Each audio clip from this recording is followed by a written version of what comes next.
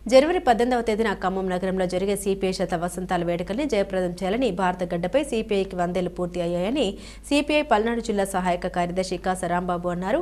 నర్సరావుపేట పట్టణంలోని సిపిఐ కార్యాలయంలో ఆయన మాట్లాడారు. జనవరి 18వ తేదీన ఖమ్మం నగరంలో సిపిఐ శత వసంతాల వేడుకల్ని ఘనంగా జరగనున్నాయని, దానికి కార్యకర్తలందరూ నర్సరావుపేట నియోజకవర్గం నుండి పెద్ద ఎత్తున తరలి రావాలని కాస రాంబాబు పిలుపునిచ్చారు.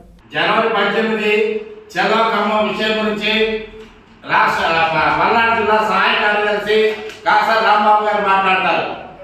ప్రియమైన కామ్రేడ్స్, భారత కమ్యూనిస్ట్ పార్టీ భారత గడ్డ మీద పుట్టి 100 ఏళ్ళు అవుతున్న సందర్భంగా మరి శత వసంతాల వేడుకలని తెలంగాణ రాష్ట్రమైనటువంటి ఖమ్మం నగరంలో జనవరి 18వ తేదీన జరగనున్నాయి. ఈ యొక్క సభకి జాతీయ నాయకులు, రాష్ట్ర నాయకులు అందరూ కూడా పాల్గొంటా ఉన్నారు.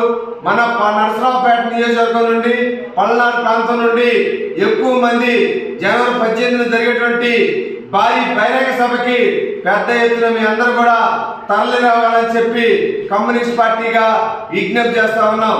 ఈనాడు కేంద్ర రాష్ట్ర ప్రభుత్వాలు అనుసరిస్తున్నటువంటి ప్రజా కార్మిక రైతాంగ వ్యతిరేక విధానాల్ని ఈరోజు తిప్పికొట్టేందుకు, అదేవిధంగా ఏదైతే ఈ 100 సంవత్సరాల్లో కమ్యూనిస్ట్ పార్టీ చేయనటువంటి పోరాటాలు లేవు, చేయనటువంటి త్యాగాలు లేవు.